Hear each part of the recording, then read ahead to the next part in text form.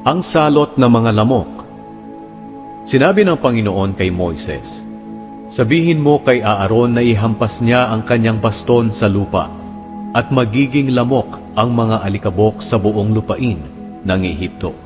Sinunod nila ito, kaya nang hampasin ni Aaron ang kanyang baston ng lupa, naging lamok ang mga alikabok sa buong lupain ng Ehipto. At dumapo ang mga ito sa mga tao at mga hayop. Tinangkarin ng mga salamangkero na gayahin ito sa pamamagitan ng kanilang salamangka, pero nabigo sila.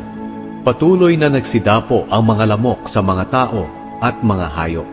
Sinabi ng mga salamangkero sa Paraon, "Ang Diyos ang may gawa nito," pero matigas pa rin ang puso ng Paraon, at hindi siya nakinig kina Moises at Aaron, gaya ng sinabi ng Panginoon.